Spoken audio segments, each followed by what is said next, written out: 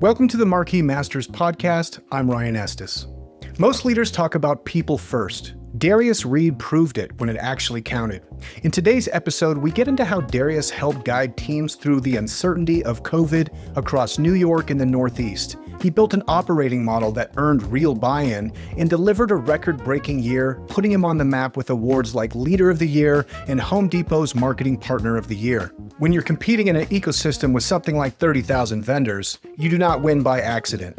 This conversation is for business leaders, sales operators, and anyone building inside big enterprise partnerships who wants a repeatable way to create championship performance without burning out their people. You'll learn how Darius used discipline, storytelling, and systems to turn pressure into momentum, and why transformation is supposed to feel uncomfortable. And we also look forward. Darius is now building the future with the Reid and Bethea Group, creating modern, Scandinavian-inspired homes designed around 4 pillars: solar, air, water, and food, with a vision that eventually includes donating homes to under-resourced communities. For more incredible leaders and stories, check out marquiswhoswho.com. Then check out marquiswhoswho.com again, because your next breakthrough might be one profile away. If this episode brought you value, leave a review like you're handing a trophy to the show. And now for my conversation with Darius Reid. Darius, thank you so much for joining me on the Marquis Masters Podcast series. Welcome. Well, I'm glad to be here, man. Glad to be here. Me too. Really excited. We had kind of a dry run last time, which was awesome. I got to know you a little bit. Yeah. Well, I'm excited to have this conversation. And I thought a great entry point might be learning a little bit about your parents. Last time we talked, you spoke a little bit about your folks, and I would love to hear their story as kind of to set the table of the conversation. Yeah. No, great, great question. I think so. I'll speak. My dad, my father. He went into the military, of course, and then he went to the New England Conservatory. He had a stint because he's from Massachusetts, so he had like a stint at MIT, and then he went to the New England Conservatory because he's a musician. He's a bassist, Yeah. so he was able to kind of learn how to play the upright, the concert, and then also the Fender, which is what you see in a lot of just on stage. So if you think about like an orchestra symphony, that's the upright, and then you have more of the kind of the when you go into the clubs and all that, you're using the Fender. And then my mom, she's from Detroit, Michigan, and she went to kind of Olivet, and then she went to the Wayne Conservatory, and that's where her and my dad met at the Women Conservatory. And she was an opera singer, and she was a conductor of symphonies and orchestras. But the kind of cool part is that her plug is that she actually was trained by Marian Anderson. So the lady who sang on the Lincoln Memorial by Eleanor Roosevelt, that was her private teacher. Um, the circumstances were unfortunate because, when you're talking about the '60s and she went to New England Conservatory, it's very rare just to have an African American woman there. And the professors were very busy supposedly. And then so she said, okay, that's fine. And then she just said, well, is it all right if I have Marian Anderson as my teacher, my vocal Wow. teacher? And they were like, yeah. And then all of a sudden, that year she had Marian Anderson, and the next year everybody freed up, which is like, come on, like it's just free up all of a sudden. Like, and then she was like, no, no, I'm all right. Yeah, I'm just gonna stick with what I got.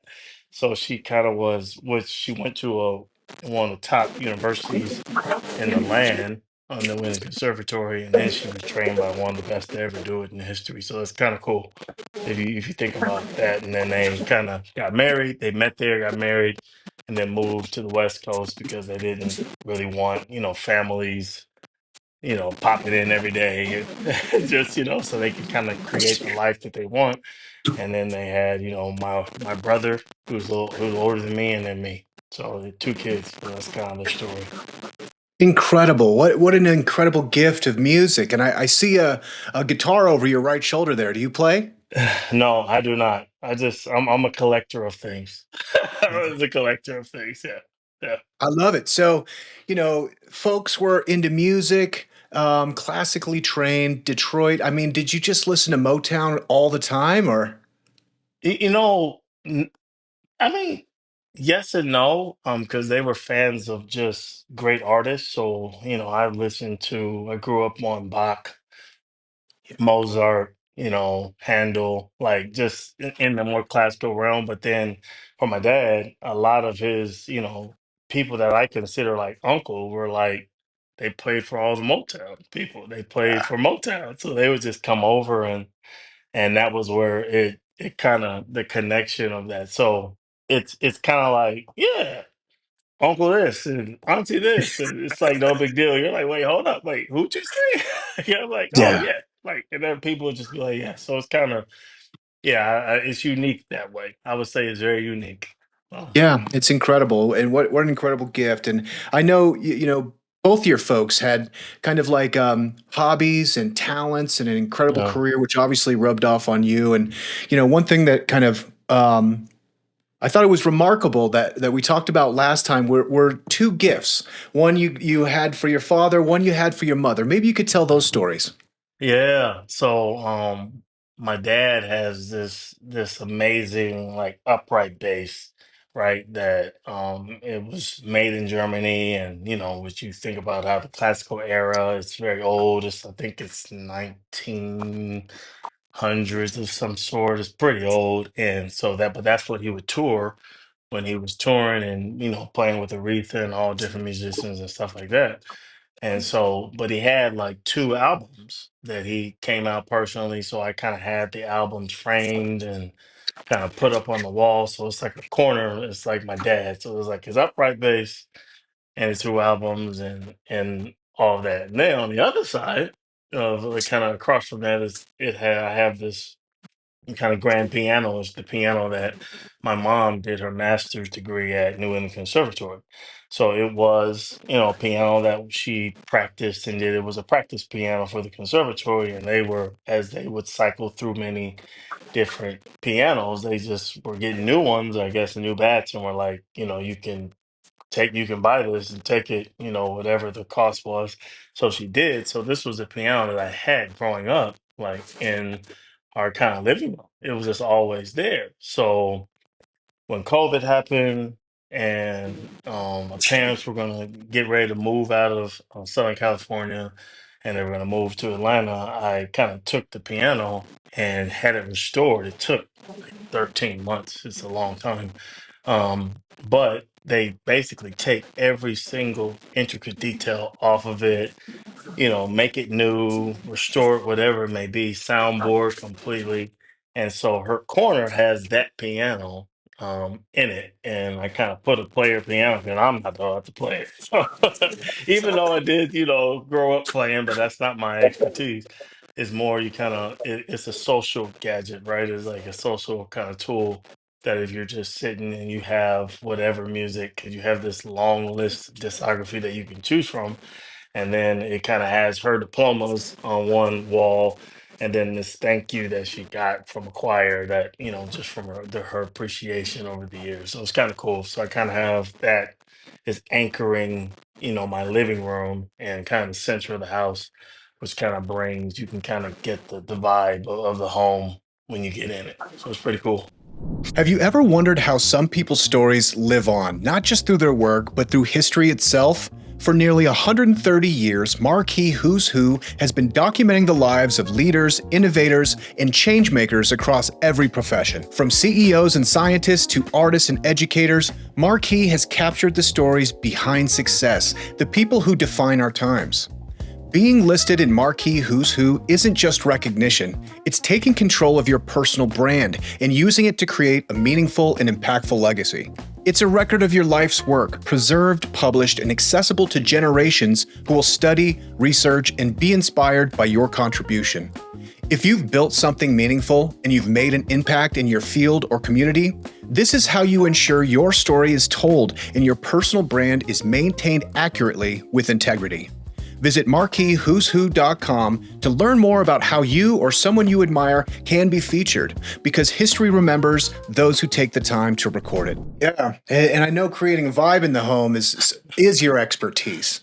You know, a part of the story that I think is just exceptional is, there's a matter of honoring our parents, but the way that you've done it is in such a real way of like restoring something from the past. I know Yeah. your dad's got a classic Dodge Dart, and you did Yeah. something similar for that as well, didn't you? I did. I did. Yeah. I got he had his first car he ever bought was a 1974 Dodge Dart, and that he actually like bought and owned and paid off and did the whole process, and he drove that car from Massachusetts to LA.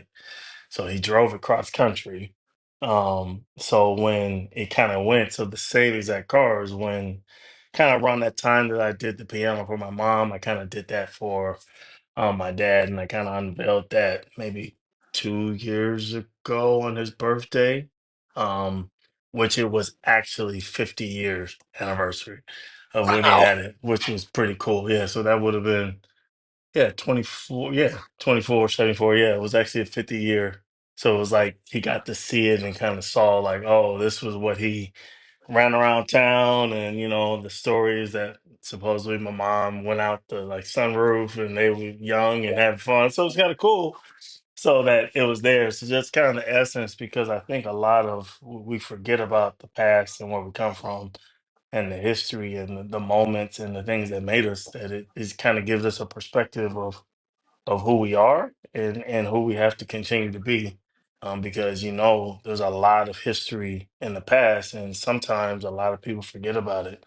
And that's where people go through this world trying to figure out who they are. When if you got those tidbits and those big nuggets and key nuggets, just grasp them and hold on to them and try to make it a part of your life, and then it becomes you have an essence. It just has that halo effect over it. So it's pretty cool, man. Yeah, Yeah. I'm kind of like obsessed with objects that kind of change space time. And Hmm. there's very few, especially now. It seems like everything is pretty transactional. It's like you get a new iPhone, you're like, wow, it kind of seems like my last phone. Right. It's rare that people are More cameras. Just has reinvesting. more cameras on the back. Yeah, exactly. Exactly. It has more cameras and it takes really good pictures for like three Right. days and it looks the same, you Right. know. Exactly. But the kind of like living metaphor of taking an object that was meaningful at one point and over time, deteriorates because well, at least that's how I'm aging. But to like rehab that and bring it back to life Yes. is incredible. And it shows a lot of reverence for the past. It shows a lot of love and respect for, your heritage and where you're coming from. And also it just shows, I think just like maybe like a novel kind of fun spirit where you want to kind of melt people's heart. I mean, that's I Oh, it couldn't melted my imagine. mom. It melted my mom and my dad in different I'll ways, bet. right? But my mom got real emotional. Yeah. Because the beauty of it was that the piano I knew was this light brown piano. So that was my whole life. It was light brown piano. That's what I thought it was. So when I had it restored, the person that was restoring it was like, this is not the original color. I'm like, what are you talking about? Like, this has been the color my whole life. Like, what are you talking about? He's like, no, it's actually a mahogany.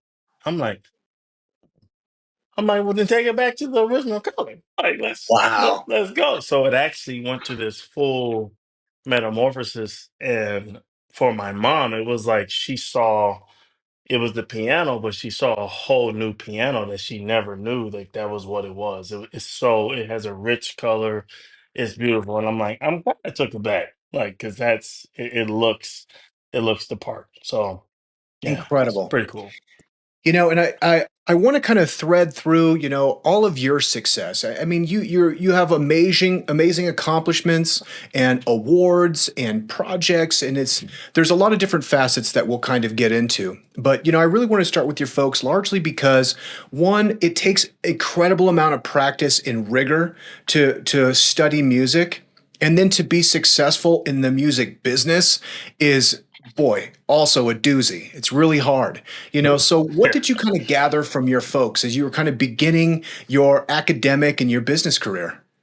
I think so growing up like around music Like it was life. Like I was engulfed in it. It was something. It wasn't my brother went the route into music. I didn't.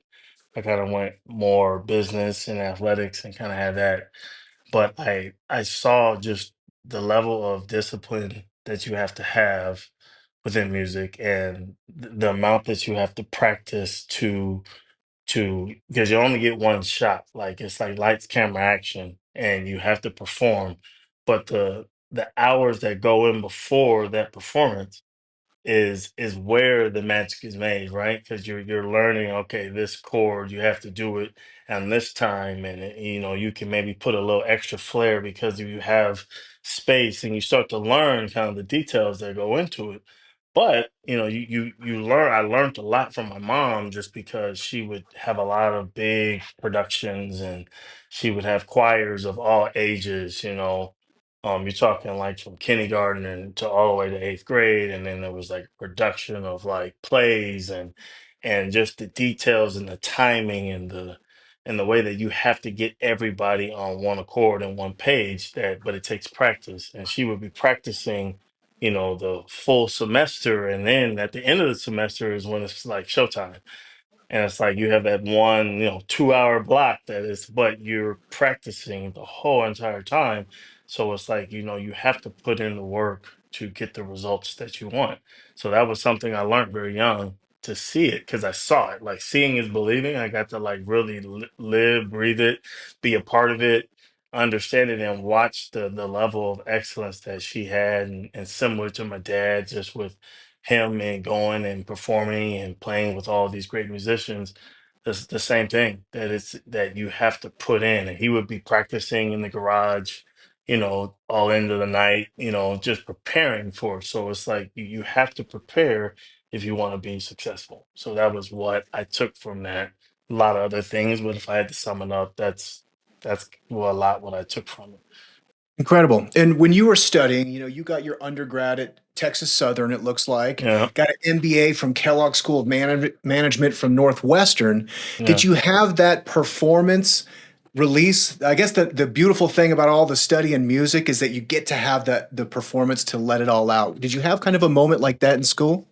Yeah, I mean, it's because in business school, you have to do the research on a company or a person and a business style, and you have to present it back out. And those 10 minutes or 15 minutes that you had to present was like it was like go time. It's like, Yeah. you did all this, studying and understanding of the processes or whatever it may be, the systems that they put in that they created for whatever. It could be the company or it could be the globe, whoever it may be.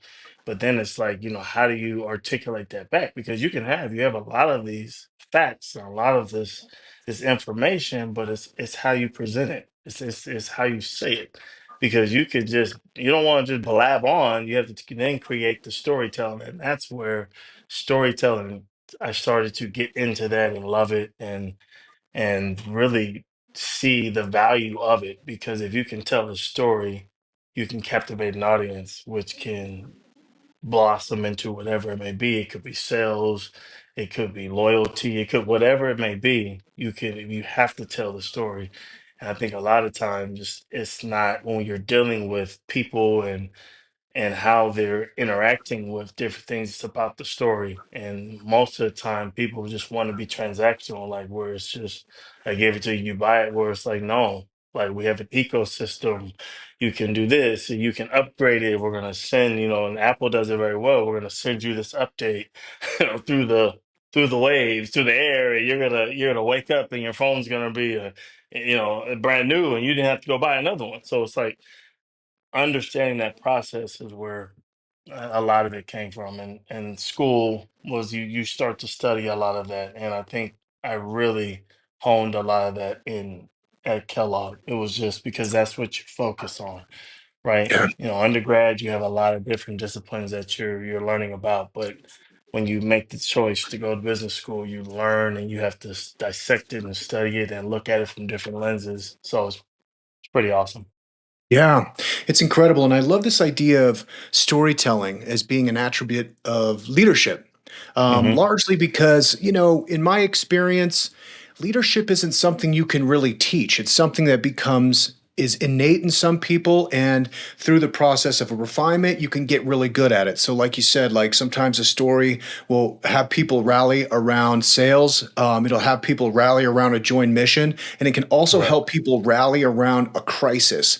And particularly, I think, you won an award named Leader of the Year in 2020 for Hmm. guiding teams through the COVID-19 pandemic across New York and the Northeast. So talk about that story. I mean, we don't really go back and discover COVID anymore, maybe for Yeah. various reasons. But I think we all Correct. have a desire to talk about those times. How did you navigate that crisis, particularly with the company you were working for? Yeah, that was wow. Yeah, that 2020. It was so first, just to kind of set the stage of it, is that I did it from California because I went because COVID happened and I knew it was something that was gonna be big. I did not understand what it was gonna be and how. So like there was a conference that we had in Las Vegas. It was like whatever, March 10th, 8th, around that time, right? And I knew, okay, it was getting real serious, and I had other events that were going on that were canceling, or I was like, I probably need to cancel that. There's no point to having it. Just seeing how things were going because it was rapid speed. So I had really nothing to do at the time. So I said, you know what, let me just go check on my parents. So I just drove from Vegas to California. Didn't know I was gonna stay a couple months to like, and literally with like three, like five, I think I had five pairs of clothes. That was it. Like it was like I wasn't doing, but it was the fact that I started to see like ground zero was in New York City. So you have this metropolis, everything happening, and I'm like, the safety and the health of people is more important than actually going out and trying to drive sales. Like we need to keep people safe. We need to keep people, healthy, and we can do a lot because we have technology. So it forced us to dive in to use technology to like because we had the Google Suite, so it was like Google Hangouts and to understand how you take notes and Google Slides and all those different, that those platforms helped us to really do that because it was intense. Because you think about Ground Zero was there, that was the mecca, that was a big piece of my business, and it was going awry. But if you, I think, and I put this kind of this the one pager just about okay what we're trying to do, what we're focused on, what's our principles and how we're going to guide through this. And that was before our company even sent to everybody and said stay at home. I just made everybody, I made the call to say, regardless of what anybody says, I'm dealing with this region. Everybody's gonna stay at home and be careful, make sure you wash your hands. I had a whole laundry list of things and just stay safe because if you take that anxiety away from people, they can now focus. Because if you're worried about going out into the world, doing a business call, doing a sales call, trying to drive something with people that may not have the same thought process or the mindset that you have, and they could have it, could be spreading it, and you go home, you may have young kids, you may have an elderly parent, whatever your situation may be. So I just said, you know what, just stay at home. And I remember, like literally, I did that, and then a week later, the company did it, and then it seemed like the whole country just shut down. You were just walking us through kind of those early days in COVID. And largely what I Yeah, remember, it's easy to see where we are now, but in those early days, there was a lot of fear. Everyone was really scared because we just didn't know, and we didn't know what we didn't know. So you made the early decision to shut down early. How did that kind of yeah. play with your team, and what was their response?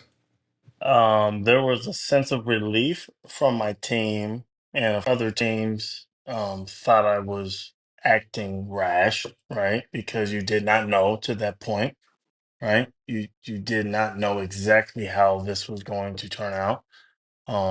But my team, which is what matters and what my focus was, they felt like secure and they felt like, okay, someone is really truly looking out for what my well-being and what's going on this planet right now. And it honestly sent us to a whole nother trajectory of just performance. Like things just started. They were amazing. We had a record breaking year. There will never probably be a year like it again. And they just because just they felt seen, heard, all the things they talk about in HR training and all that stuff. But it was more like at the human aspect of like, we don't know what this is, and we need to operate with the security and the that every life matters, and I don't want to just send you out there to and not know what it is. So with that, like kind of long story short, we had an amazing year, record breaking year that just had a lot of award winners. We won, which was that's why that award in that year means so much because we had to do it differently. It wasn't a traditional win. It wasn't something that you expected coming into the year, like, oh, it's going to be my year. No, this was a year that it was like, listen, the whole world is upside down. I don't know. And then to turn out to having a record breaking year was amazing. What we were talking about is kind of the novelty, or I shouldn't say novelty, but it's rare. Oftentimes, people feel that corporate America is cold and they don't care about the staff and the team. But you really demonstrate a lot of leadership. You really stuck your chin out there, by taking control, taking leadership, and showing care for your team. Talk about how they responded to that. I think the record breaking year really Yeah. speaks well to that. But what were those early days like? Transformation is not comfortable. It's not normal. People resisted, people did not understand it. Um, and that was the journey kind of that we were having before. And then when this happened, it helped kind of bring us all together because we had a common understanding and there was like, what is going on? And we operated just with people matter because I think to your point, that corporate America, people don't quite understand that corporate America is made up of people and that still people have to make decisions. And you thinking that the corporation is going to make the decision, you're really, really mistaken and wrong.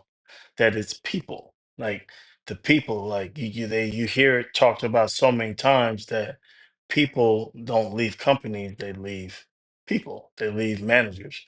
So if you have a great manager, you'll stay through because it's the we're humans, right? We want that human connection. We want to make it feel so it's more in leadership. How do you do that? How do you connect with people? Everybody's going to be different, but how do you connect? And if you have this common thread, like grasp it. Like this was COVID was that common thread. We are all going through it no matter where you are, what's going on.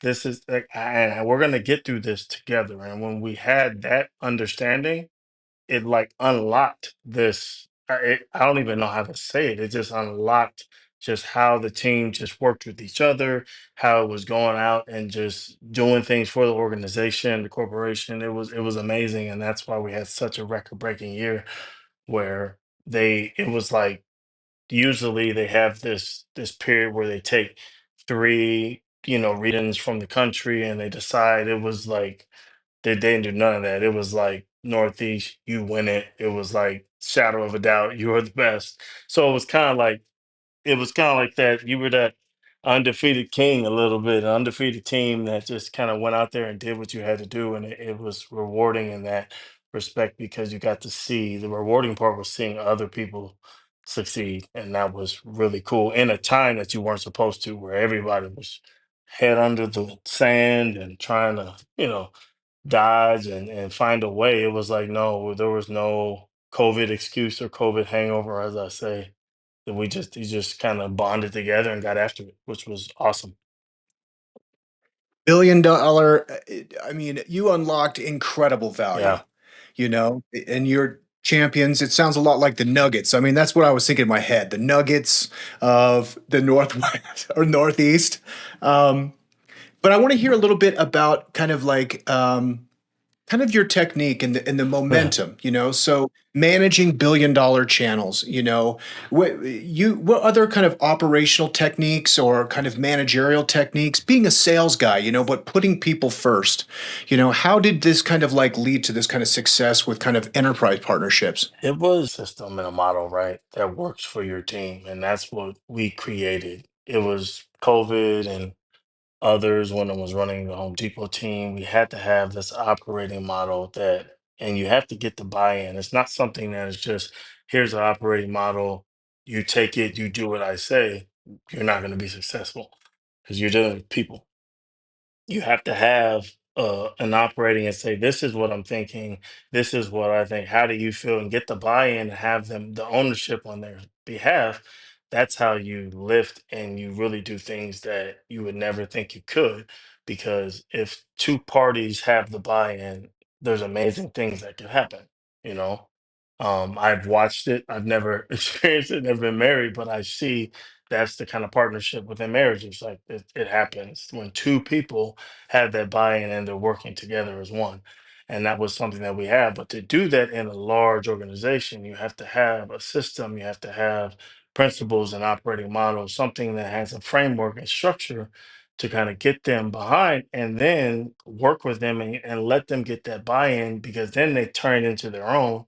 And then the sky's the ceiling, right? You don't really know what you can do, and that's kind of what we did on those teams. Because most of the time that I've had, it's always been tough teams. It's been tough environments. It's never going to be easy, and you have to look at it, from that uniqueness of like, hey, what's happening, and how do we operationalize this and use this as a platform to launch. And that's where the fun comes in. Because if it's easy, come on, it's not. You were talking about the marketing partner of the year 2024. Yeah, I think that that award means so much, because if you think about Home Depot, the big entity that it is, they have like 30,000 vendors. And so you can win like vendor of the year, but it can just be like one of eight.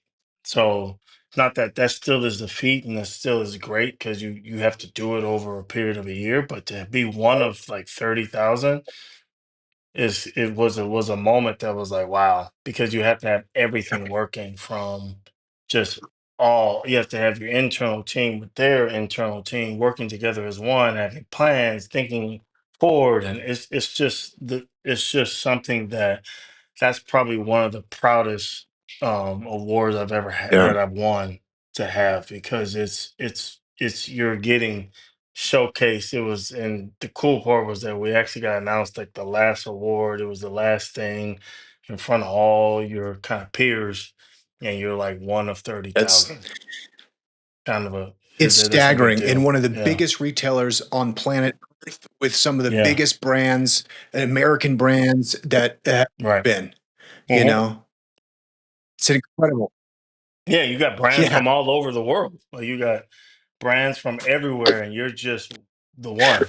It's kind of That's a sense of pride, and you kind of have that award just with your team. It really does something with bonding your team to understand that when you lay a strategy out and have a plan and you see it through, it can be successful. And at the highest level, that success is something Totally special. agree. So And I'd love to hear about your project now and moving into the future. Now, I encourage yeah, everybody to check out reidandbethea.com, which is the Reid and Bethea Group, which is an amazing design and build firm yeah, there in California. Talk a little bit about this company, yeah. this new venture. Yeah, so I had a friend of mine who, I think that one thing that if you're really gonna call somebody a friend, you gotta support, the dreams that they have, to be a part of it, right? And you have to do it not just through words, but also action, right? And so we started this, and it's something that's near dear to me because I'm from California. And when you think about building and bringing a home of the future, like, to people, it's like, how is that going to be? So when you think about those principles of just solar to air to water to food, like those are kind of the four, pillars that we had, is that you can generate that. So it's like, how do you make a home that's self-sustaining, right? Or is sustaining as it can be, and it doesn't have to pull from the grid and all the things that we know that our homes can do, and it can be an entity where it's actually generating, and it's kind of has that self-sustaining. Because when you think about it, that's like a special thing that we've never really had. So that's kind of going to usher us into the future because I just didn't want to just build homes. I wanted to build special homes that were going to be unique and that were going to last and be something that, we can just continuously improve on. And kind of that's what we've done. And it's been an awesome because they have this modern Scandinavian design that, you're bringing something that you would think is, millions of dollars, but it's not. It's under that. And that's to that mid and to people, it's like their kind of dream home. So when people kind of get it and they see the process of the home being built and all the stages from the ground up, from the foundation being poured to just the structure going up, and then the inside finishing something that they're just a part of it. And then after, when we have that home, the full vision is to fully then donate homes into, Mexico, into underprivileged, areas so that, we can, if we're doing something good here, why can't we do it somewhere else too? So that's kind of the thought that we have Incredible. behind it. And it's so Yeah. much of your aesthetic too, where it has this kind of classical feel where it feels familiar and warm, but you flipped it into a place where it has the vibrance of new and modern and fresh. It's really cool. So are these kind of modular homes? Is this kind of a set plan that you have? So if you have a lot size, then you can kind of prefab build it on spot? No, it's actually no, they're not just modular. They're kind of custom to. They're all Yeah. different square feet, right? So it's kind of what's the square footage? What do we have? What's the lot design? Is it linear? Is it more wide? Like how do we have? Is it parallel? What is it that we're working with and design it to that to maximize the space as much and also nature. Like, how do you max it? Because up there, as you know, in Reading, there's Mount Shasta. So, how do we take Mount Shasta and get a piece of that, the homes that we have in the way? So, that's kind of the of how. So, it's every home is done just based on the lot that we have, just the way it's designed. So, So it'd be cool. And great if every lot was the same, but it's not. yeah, So, no, yeah. it's absolutely beautiful. We're about at that time to enter the lightning round. Darius, are you ready for the lightning round? Man, let's go. Let's do it. Let's do it. All right. So you've worked with brands like Stanley, Black and Decker, Whirlpool, Home Depot. You're working on building homes. Are you only interested in working in the most masculine of domains? Is that a theme of your career? That's funny. No, no, that's not true. I think that I've had a long history in durable goods. That's correct. But I think that no, I think through the training that I've had just with Northwestern that you can kind of translate that to anything. It's not just because everything is I would say is a widget. So you're saying your career was largely in durable goods.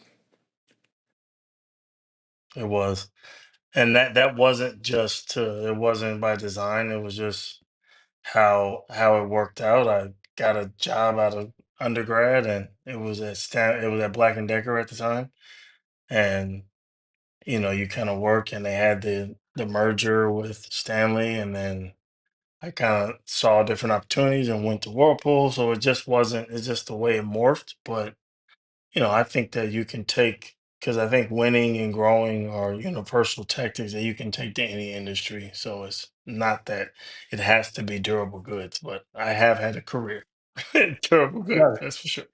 I love it. How has faith played a role in your career?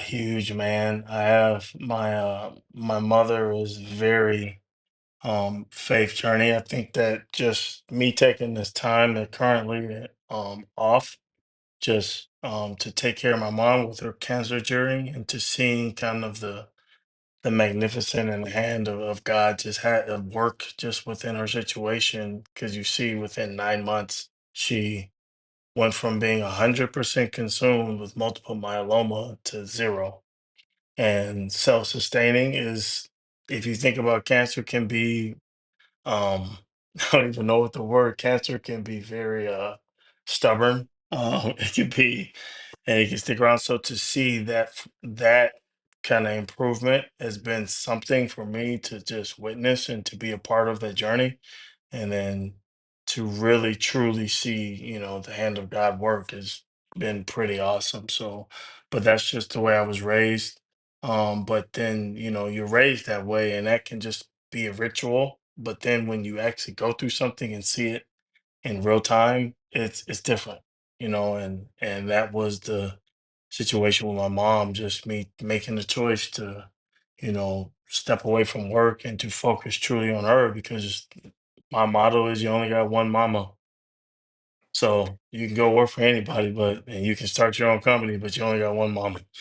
So make it count while you Incredible. got her. Yeah. I'm so happy that she's recovered. That's so extraordinary. Yeah. It's extraordinary is the word for sure. Yeah. Um, Cool. If you could meet one person, living or past, who would it be and why? that's a good question. There's a lot of great people, but I would probably want to meet Nat King Cole. Yeah. I think Nat King Cole, if you think about just the body of work that he had, it was the 60s. If you think about the 60s, it was the height of civil rights. And he had his own TV show, which was for African American man to have that. I mean, even today is a big thing. But back then during that time, and he wasn't just the show, he was a singer, he was he had a personality. It was just he did so much. I mean, when we think about Christmas, I mean, what do you hear? Chestnuts roasting, right? I mean, it's pretty clear, right? So to meet him and to just understand from his perspective and just the experiences that he had during that time and how he was able to turn that into a success, um, probably with a mountain of things against him, is quite amazing. So that's Yeah. probably you probably didn't expect me to say that. No, it's incredible, but I love Nat King Cole, Yeah. I'm a jazz guy, and he was one of these guys that was able to bridge, jazz to popular audiences because Mhm. his baritone is just, like, undeniable, Yes, you for know? sure. It didn't hurt that he was a unbelievably handsome man too. Yeah, yeah, he had a lot of things in his favor. Yeah, it worked out for him. He was in the right profession for sure. Yeah, Yeah, 100%. Um, Fantastic. If you could start your career over again, would you have done yeah. anything differently? No, I think that the journey that I've had, the experiences that I had, were special. I think that just starting, um, with the job that I had with Black and Decker, it was chosen because I could have multiple jobs within a short span of time, because I didn't grow up in a business, household or environment where I had all of this, understanding of it. It was like I had music all kind of surrounding me, and I wanted to be an athlete, and I kind of was doing that. So I knew I had to learn business and learn it from someone who's been doing it for a very long time. So I think the decision that I chose was very thoughtful, intentional, and I wouldn't change it. I think that I've had a great, career thus far. So I wouldn't. What was your sport of choice, and what do you do training now? Um, Football was what I loved because it was probably a little rebellious. My mom didn't want me to play it because it was so physical, but I loved the competition aspect of it, and playing with other people and getting on the same page and working to have that one that you can see that if 10 people can do everything right and the one person doesn't. The football is very disciplined, and I think that I've stayed very athletic, very fit. But to be honest, like just the journey with my mom taking that, it was very distressful taking on the world and her, and I got my knee, so I'm kind of nursing my knee back. But I think the beauty of it is that I'm actually able to be more focused on what I need to do to build the body the right way. But I think that it's important to that health is wealth. That if you're healthy, you can be, that example, and you can have that kind of energy for an organization and people to kind of thrive off and live off of. So I think it's the foundation for sure, is being fit. So I'm working my way back to being able to do that. So Love it. Love yeah. it. This has been fantastic. Kind of wrapping up here. How have you benefited from the products and services of Marquis Who's Who? I think, man, it's just great. I mean, they have a wide variety. It's not just one thing where they do an article. You can do a podcast, something like this. You can have other things within your repertoire. And I think that if you're really in this day and age building a brand of yourself and who you are, there's so many outlets that to do it right. And Marquise, they kind of have a very unique way, curated way to do it for you and help you along that journey, which is amazing. So I think that's very important. So kudos to everybody there. Really appreciate that, Darius. It's been wonderful getting to know you. Everybody, I encourage you to check out reidandbethea.com. We'll have the links in the show notes. You can see what Darius is working on. I know you have a long and prosperous career ahead of you, so we can't wait to see what's next. Darius, where's the best place for people to connect with you online? LinkedIn is one. I'm working on getting a Darius.com, DariusReid.com, but I think LinkedIn right now, and then it will morph into that to Darius.Reid, that will come soon. So Really appreciate the time. Thank you so much thank for you. joining me.